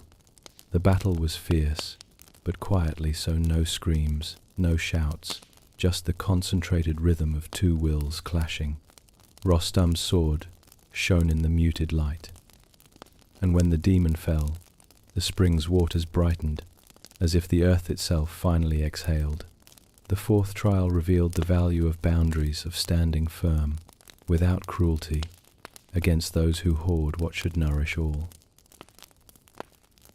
Night returned like a cool blanket draped over the land. Rostam and Raksh stopped to rest, and soon a woman emerged from the shadows, beautiful, graceful, soft as moonlight. She offered shelter, food, and companionship. Her voice was gentle, inviting, filled with a warmth that eased the tired heart. But Raksh snorted, stomping the ground uneasily. The horse sensed something amiss. The woman drew nearer, eyes glimmering too brightly, smile too perfect. Rostam watched her carefully, remembering the false feast, remembering the desert's tricks. Something in her presence was too smooth, too polished, like a story that had forgotten to include its shadows. When she reached for him, Rostam whispered a prayer to Ahura Mazda, letting the words settle like cool clarity in his mind. In the blink of an eye, the woman's form twisted and shriveled, her white robe darkening until a demon stood before him, hissing with fury. Rostam defeated her swiftly, but without hatred. She was not a creature of her own choosing. Sorcery had shaped her form and mission. The fifth trial taught him humility in the face of the unknown and the deep wisdom of loyalty, for it was Raksh's unease that saved him. Before reaching Mazandaran, Rostam faced a trial unlike the others, one that required no weapon, demanded no fight. In a lush valley, warm and fragrant, drowsiness draped itself over his shoulders like a heavy shawl. The grass invited him to lie down. The trees whispered lullabies. Raksh grew restless, tugging at his reins, urging movement, but Rostam's eyelids sank heavily. He lay down, letting the soft hum of the valley wash over him. Moments passed, or perhaps hours. Suddenly he felt his breath shorten. His chest tightened. The very valley was trying to claim him, to lull him into a sleep from which he would never wake. Opening his eyes with effort, Rostam called on his inner fire, the quiet, enduring spark that had always carried him through pain and hardship. He sat up, gasping the air back into his lungs. Raksh nudged him urgently, guiding him toward the valley's edge. When they escaped, the valley's enchantment faded behind them like a fading dream. This sixth trial taught him that even rest, when taken without awareness, can become a trap. One must know when to pause and when to rise. The final trial was the heart of his journey, the true test. the one that would determine whether Kekavus lived or died. In a dark cavern high in the mountains, the white demon dwelled. Its breath brought blindness, its voice shattered courage. Its presence thickened the air, making every movement feel as though pushing through waves of shadow. Kekavus and his men were held there, their sight stolen by the demon's sorcery, their strength drained. Rostam, guided by the whispers of prisoners and the faint echoes of their suffering, entered the cavern with caution. Raksh remained at the entrance, stamping, anxious. Inside, the darkness felt heavy, almost solid. Rostam could not see the demon clearly. He sensed movement, a shifting of the air, a cold breath on his skin. The white demon struck first, its claws slicing empty space as Rostam evaded blindly. The hero steadied his breath, grounding himself in stillness. The demon roared, the cavern trembling with the force. Then Rostam remembered the advice of the imprisoned warriors. Aim for its heart. Its power lies there. He listened, not with ears, but with the quiet center of his being. In the darkness, he felt a pulse not of life, but of malice, beating like a drum. He lunged. The demon met him with a shriek that rattled the bones of the mountain. They grappled, bodies locked in fierce silence. And with a final surge, Rostam plunged his blade into the demon's heart. The cavern shuddered. Then the darkness lifted. Light trickled through cracks. The prisoners blinked as their sight returned. The world exhaled. The seventh trial taught Rostam the deepest lesson: to trust his inner clarity when all outer light is gone. Strength without perception is blind. Perception without courage is hollow. Together, they formed the core of his greatness. Rostam did not celebrate. He did not parade the demon's fall. He simply untied the king, tended to the wounded, and led them gently out into the dawn. Kavus praised him lavishly, but Rostam merely nodded, accepting the gratitude without letting it swell his ego. He had not traveled through the 7 trials for glory. He had done it because someone needed to walk into the darkness, and he had been the one with the strength, the patience, and the steady heart to do so.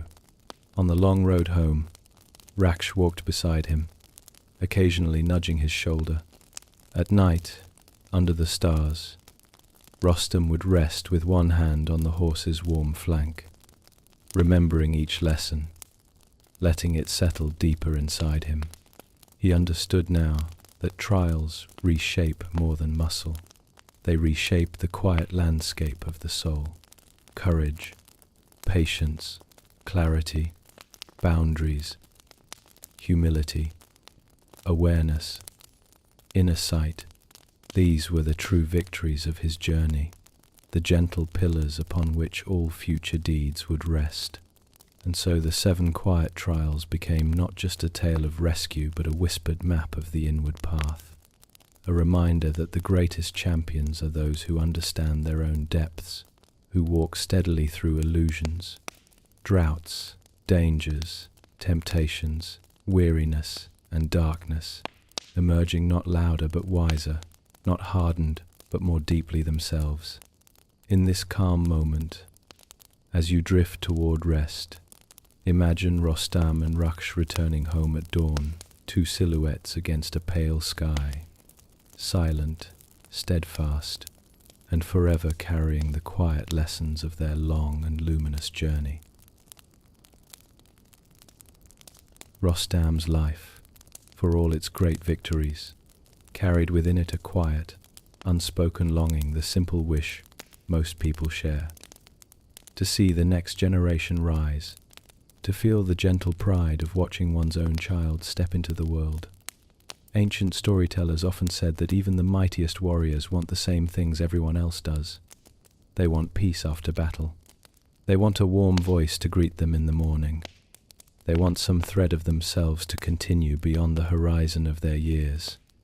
Rostam was no different, and though he did not speak of it openly, The desire lived inside him, steady and unassuming. But fate, as Persian mythology reminds us again and again, rarely moves in straight lines. It began on an ordinary journey, one of those quiet stretches of life that offer no warning before everything changes. Rostam, after one of his campaigns, had grown weary and laid down near the borders of Samangan, intending only to rest. His legendary horse Raksh wandered off during the night, and when Rostam awoke and found him missing, he set off to find him. This simple misfortune, so small compared to the storms he had weathered, became the hinge on which his entire destiny turned. In Samangan, the local king greeted Rostam with warm hospitality. The custom of the region placed great value on sheltering travellers, especially those in need, and Rostam's reputation had preceded him. The king promised to help recover Raksh, and that night, after a calm feast, he introduced Rostam to his daughter, Tamine. Tamina was known for her intelligence and courage, traits highly prized in ancient Persian storytelling. She approached Rostam not with theatrics, but with a kind of serene certainty, as though she already understood how deeply this meeting would echo through time. She told him plainly that she had admired his deeds from afar and wished, quietly and sincerely, to share her life with him, even if only for one night. Rostam, touched by her honesty, agreed. Their meeting was not framed as a grand romance. The old stories describe it gently, as two people drawn together in a moment when their paths briefly aligned. And from their union, a child was conceived, a child who would eventually change the course of empires. Before Rostam departed the next morning, Raksh having been safely returned, he gave Tamine a token, an armband to place on their child if the child proved to be a son. It was meant as a simple sign of identity, a thread of connection for a future he could not yet imagine.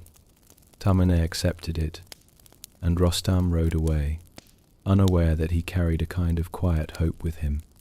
Months passed, then years. Tamine gave birth to a boy, Sohrab, strong, broad-shouldered, and bright-eyed. Even as an infant, he seemed filled with a restless energy. As he grew, his strength became the talk of every village. People whispered that he had inherited the power of mountains, the calm intensity that only the greatest heroes possessed. The servants who cared for him said he lifted tools far too heavy for his age, and the children he played with learned quickly that wrestling with him required caution and humor. Tamina, remembering Rostam's words, placed the armband on her son's arm when he was old enough to understand. She told him who his father was, not with bitterness, but with soft pride. She spoke of Rostam's courage, kindness, and steady loyalty. And Sohrab listened, imagining the distant figure he had never met. As he grew older, the image of that unseen father became something like a guiding star. When Sohrab reached adulthood, his ambitions expanded beyond the borders of Samangan. He wanted to meet Rostam, not just as a curious son, but as a fellow warrior. In his mind, the world would be simpler if father and son fought side by side, helping unite the fractured lands. It was a dream rooted in innocence, a dream shaped by the optimistic certainty of youth. Yet politics, as so often happens, slipped between intentions. Turanian leaders, sensing an opportunity, encouraged Sohrab to join their army. They hinted that if he defeated the Persian forces, he could demand his father's recognition. Some of them secretly feared Rostam and hoped that Sohrab, unaware of the world's deeper games, might become a weapon against his own lineage. Historians still argue whether the Turanian advisors understood exactly what they were stirring, or whether they too were swept up in the whirlwind of Sohrab's rising power. But either way, their influence helped set events in motion that none could later undo. Sohrab agreed to lead the army, believing the campaign would bring him face to face with the father he longed to meet.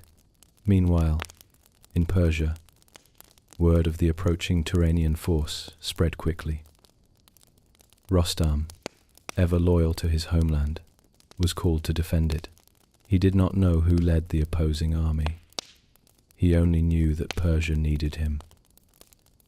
So he prepared for battle with his characteristic calm focus, as he had so many times before. This was the quiet, tragic symmetry. Father and son, each wanting only to find the other, moving into a war shaped by misunderstandings and hidden motives. A soft tragedy, wrapped in the silence of unspoken truths. When the two armies met, the stories say that Sohrab stepped forward like a rising storm, confident, eager, impatient to find the legendary warrior he had heard so much about. He challenged the Persian champions directly, demanding to see Rostam.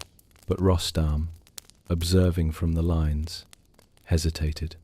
He saw a young warrior, powerful yet unfamiliar, and suspicion whispered at the edges of his thoughts. Some versions of the tale suggest Rostam even wondered whether this might be a trap set by the enemy. In the hush before their duel, Sohrab asked Rostam's name, hoping against hope. But Rostam, wary and bound by the customs of war, withheld it. There is an ongoing scholarly debate about whether this refusal came from pride, caution, or the old Persian martial etiquette that discouraged warriors from revealing personal identities on the battlefield. Whatever the reason, his silence formed the final piece of the tragic puzzle. Their first clash shook the earth. Rostam, seasoned and steady, met Sohrab's fiery strength with practiced grace.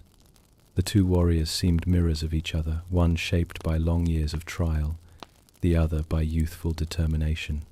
That night, after the fight paused from exhaustion, Sohrab confided to the Persian soldiers he captured that he sought Rostam not to defeat him, but to embrace him. One soldier, moved by the young man's sincerity, slipped away to tell Rostam privately, but Rostam did not believe it.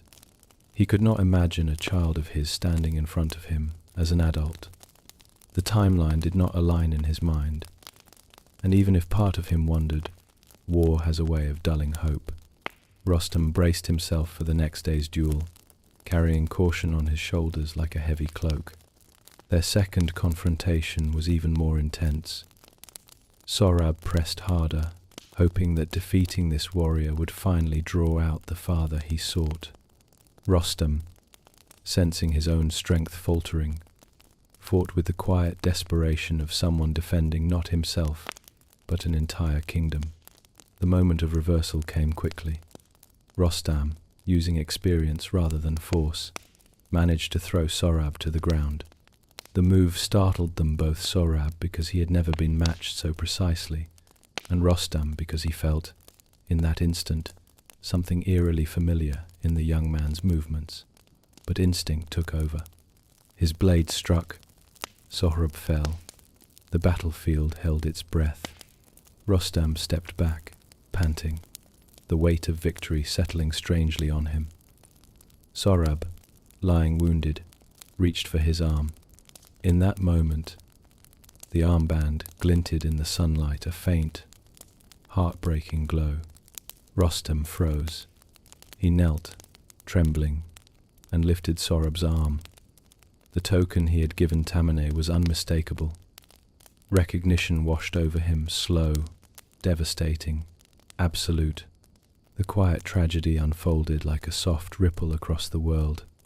Rostam's voice broke as he whispered, "My son." Sohrab, despite the pain, looked up with gentle relief. "I knew," he said softly, "that when I found you, even in battle, I would know you by your heart." Some versions of the tale describe Rostam trying desperately to save him, sending riders for healing herbs known only in distant lands. Others say he held Sohrab in his arms, begging the universe to turn time backward. A fringe tidbit preserved in a minor manuscript even claims a healer arrived too late, insisting that had the king acted more quickly, Sohrab might have been saved, a detail some scholars treat with skepticism. though it adds another layer to the sorrow. But the outcome remained the same. Sohrab, the bright flame, faded quietly, speaking not of anger but of regret that he and his father found each other only in their final moment together. Rostam, who had faced demons, deserts, and enchantments without faltering, now collapsed beneath the weight of grief. This was a battle he could not undo. The death of Sohrab sent ripples through Persia. Even the warriors who had fought beside Rostam felt the heaviness of the story, sensing that something more than a life had been lost. A future had slipped through their fingers, a future where father and son might have stood side by side, shaping peace with their combined strength. Some storytellers say that afterward, Rostam wandered alone for days, speaking to no one. They say that Raksh stayed close, nudging him gently, as though trying to offer what comfort a loyal companion could. And when Rostam finally returned to the world of men, he carried a new kind of weight, not the proud burden of responsibility, nor the sharp edge of duty, but the soft ache of memory. He never forgot Sohrab. And in many ways, the legend suggests that Sohrab's spirit remained with him, shaping his future choices, tempering his strength with deeper compassion.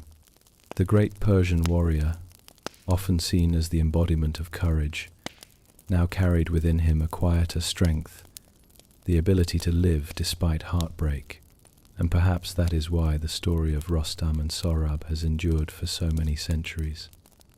It is not a tale of spectacle or victory. It is a reminder that even the strongest heroes are vulnerable to the simplest human tragedies.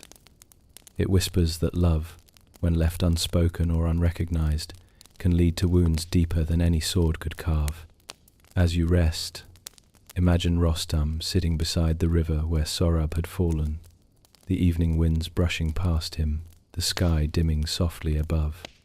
No battle cry, no thunder, just a father and a lost son, their paths crossing too late, their story echoing gently across the vast landscape of ancient Persia.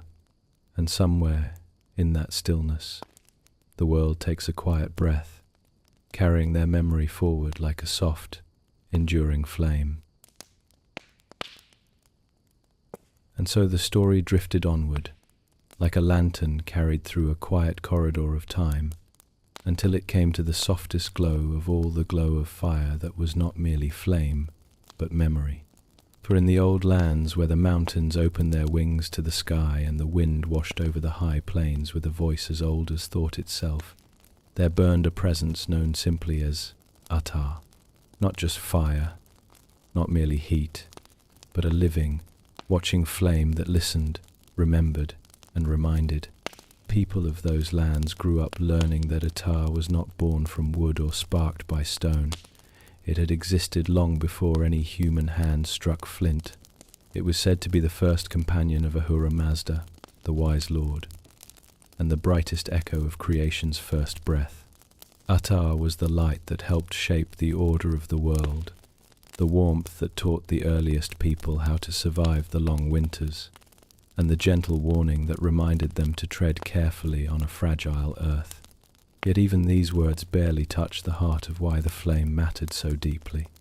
When dawn first broke over the plains, long before the stories of kings and heroes had settled into their places, the people looked into fire and saw life reflected back at them. The way the flame danced seemed almost like a thought forming, as though the world itself were speaking in a language of shimmering shapes. Fire crackled like soft laughter, rose with a quiet sigh, and dimmed as though considering some ancient truth. It felt alive because, in the story of the world, it was. Atar was the bridge between the visible and the invisible, the element that belonged both to the human hearth and the divine realm. Water ran along the ground, earth stayed steady beneath the feet, wind moved unseen through the sky. But fire lived in between. It could not be held, could not be tamed without respect, could not be shaped without intention. To light a flame was to make a promise, and to keep it burning was to honor that promise with patience and care. That was why the keepers of old temples stepped softly when they approached the sacred hearths. They carried themselves as one carries a sleeping child, reverent and deliberate. They believed Atar felt every tremor of the hand, every breath that brushed against its dancing surface. Before they touched the tools of tending long ladles, copper tongs, wooden paddles smoothed by generations, they whispered a greeting. Not a prayer of request, but a recognition. We see you. We remember. Inside those temples, the flame burned in silence, slow, warm, steady, without smoke. It did not roar or demand attention. It simply glowed, the way a star glows after it has finished shouting its brilliance across the sky. Pilgrims entered quietly. Even those who had walked for days through desert or storm softened their steps as they crossed the threshold. The sight of that flame eased their breath. It brought them into alignment with themselves, like a hand placed gently on the heart. There were stories whispered about how Atar chose its guardians. Some said children born during thunderstorms were destined for the task, for they carried both the sky's lightning and the earth's patience. Others said the flame itself knew whom it trusted, leaning subtly toward one person and away from another. But the truth was simpler. The keepers were chosen not for strength or lineage, but for steadiness. They needed to be the kind of people who understood that devotion was built one small moment at a time. For tending a sacred flame was not a duty of grand gestures, it was a rhythm, a soft morning greeting, a gentle clearing of ashes, a watchful eye through the silent hours of the night, a quiet thank you at dawn when the world's light returned. Over time, the flame became more than an emblem of worship. It became the heart of each home. Families lit small hearths from the temple's sacred source, carrying the fire in covered lanterns as though escorting a living guest. New marriages were blessed by the flame.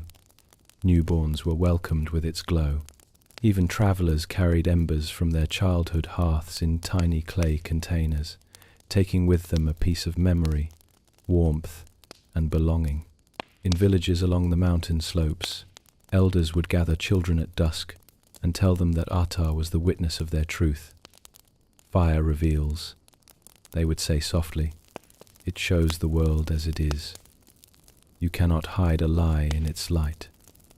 And so, around a household flame, people spoke honestly, shared openly, and listened closely. The hearth was the center of stories, of meals, of forgiveness. It was where disagreements softened, where weary hands relaxed, where silence felt like comfort rather than absence. Travelers returning home after long journeys knew the moment they saw the glow from their village hearths that the world was not indifferent. The flame was always waiting, always patient. It held no judgment for long absences, no bitterness for mistakes. Its only demand was respect, and even that was given freely, because the flame offered so much in return: warmth, clarity, protection, and the reassuring sense that even in the vastness of creation, something constant remained.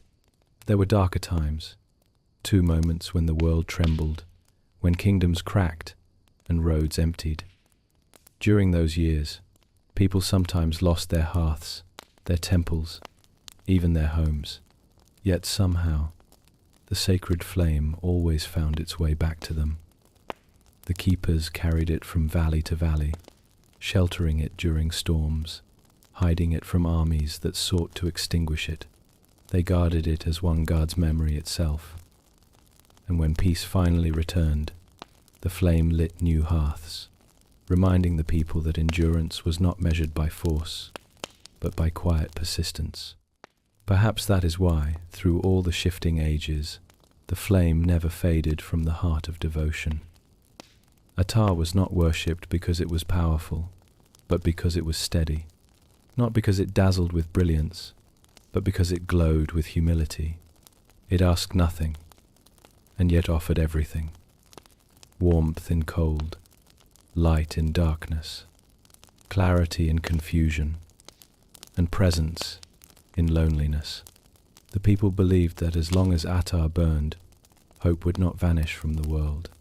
And so, across thousands of nights full of wandering stars and wind-washed silence, the living fire glowed softly, whispering to those who sat beside it that creation was still unfolding, still listening, still alive.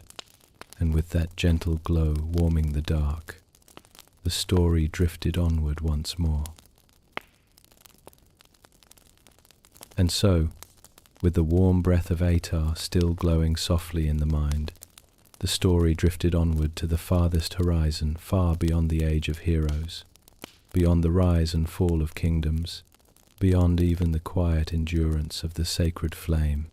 For every ancient tale, no matter how layered with sorrow or triumph, eventually turns its gaze toward the question that whispers beneath all others: what becomes of the world itself?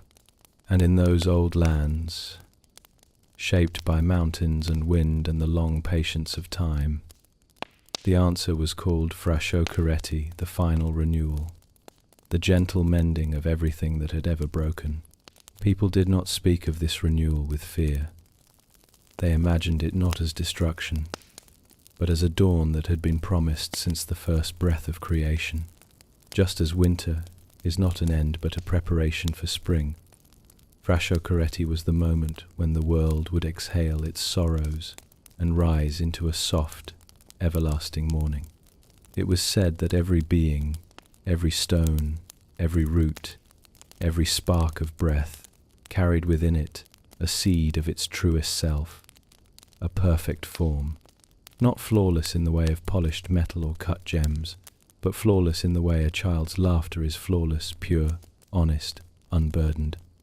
Frashokereti was the moment when all those seeds would unfurl at last.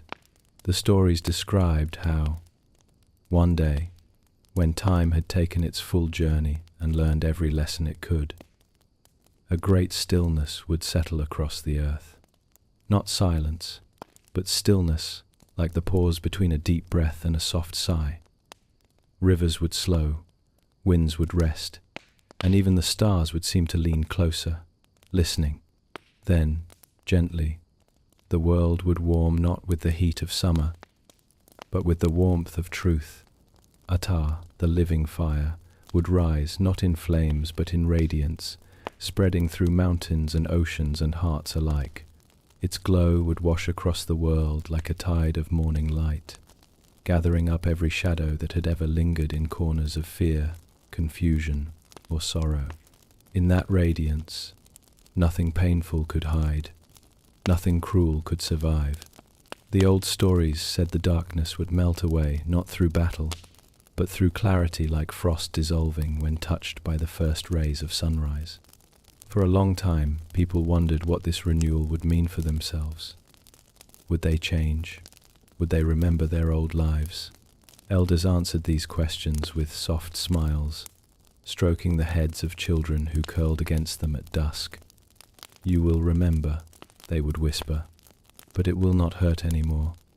Memory will be like a story you once heard, not a weight you must carry." It was believed that in the renewed world, every person would rise into the fullness of who they were meant to be, not as kings or warriors or wanderers, but simply as themselves, kind, awake, unafraid. No one would hunger, because the earth would feed all. No one would be cold, because warmth would be everywhere. No one would weep, because sorrow would dissolve the way a tear dissolves in the palm of a comforting hand. But the renewal was not only for humankind. Mountains long scarred by storms would lift their shoulders and grow smooth again. Rivers choked by silt would run clear and bright. Trees would rise in forests that stretched without boundary, their leaves singing in a wind that carried no dust, only fragrance. Even the smallest creatures, quiet insects, shy birds, wandering animals, would find harmony. None would hunt out of fear, and none would hide from danger, for danger itself would have faded like a bad dream in the morning. In that world, People would no longer walk in darkness or stumble through confusion. Every heart would know every other heart, not in overwhelming intimacy, but in gentle recognition, like meeting an old friend you've never seen before, yet somehow remember. Children would grow without dread. Elders would rest without regret. And life, for the first time since creation began, would breathe without tension. The old texts spoke of a great gathering, a moment when all souls, past and present, would stand together on a renewed earth. They would look at one another and understand that every journey, every struggle, every moment of kindness had mattered. Nothing would be lost. Everything would be reconciled.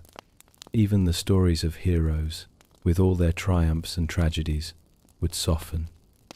Rostam would no longer carry the weight of battles. Sohrab would no longer fade in his father's arms. Those who had loved and lost would find each other again, not to rewrite the past, but to walk beside one another in a future free of grief. And as the world settled into its new, everlasting peace, time itself would soften, not freeze, not stop, simply ease into a rhythm of stillness. Days would not hurry, nights would not threaten. Seasons would unfold gently but no longer bring hardship. Life would be a steady, warm glow like the sacred fire at the heart of an ancient temple. People imagined that in this renewed world, the divine and the mortal would walk without separation. Ahura Mazda's wisdom would be felt in every breeze, every ripple of water, every heartbeat. The distance between heaven and earth would dissolve, leaving only harmony.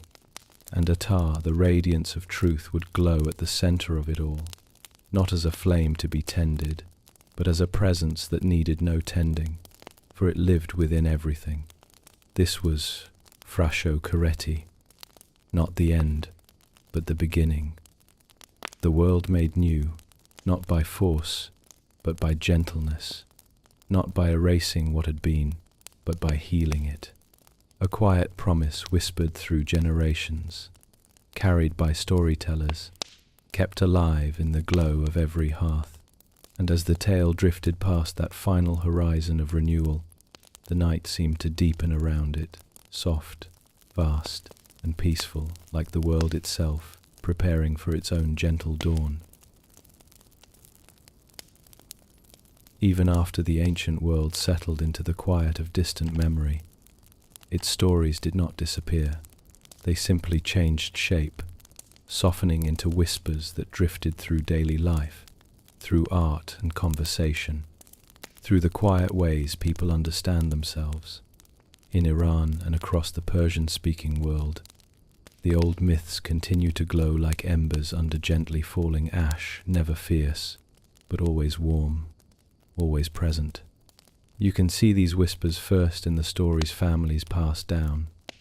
A grandmother stirring tea might speak of Rostam's patience or Simug's protective wings without ever naming them outright. A father helping his child face a difficult task might murmur, "Remember the trials," as though the 7 labors were not ancient feats but everyday encouragements. Myth slides easily into household wisdom, becoming part of how people learn strength, kindness, and the courage to face what feels larger than themselves. In cities, the influence appears in quieter forms, in murals that echo the sweeping lines of illuminated manuscripts, in statues that hint at long-ago heroes, in place names that carry the weight of forgotten kingdoms. A passerby might not stop to think of Fereydun when crossing a street named after him, yet the name still tugs gently on the thread of history, reminding anyone who listens that identity is woven from more than the present moment. Modern literature, film, and music continue the tradition, too. Writers retell the epics not to replicate them, but to explore what they mean today. Filmmakers find in Zahhak's Serpents a metaphor for corruption. Poets find in Atar's glow a way to speak about truth, longing, or resilience. The stories become mirrors that shift with each generation, reflecting new hopes and new fears while keeping the old symbols alive. And beyond Iran, these myths ripple outward.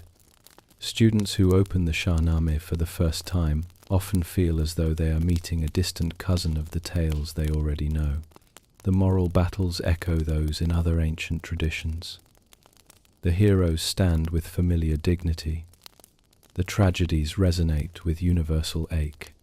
In this way, Persian mythology becomes a bridge connecting people not only to the ancient world, but to one another, offering a shared language of wonder. Even in everyday speech, traces remain. People still describe someone brave as a Rostam, or someone treacherous as a Zahhak.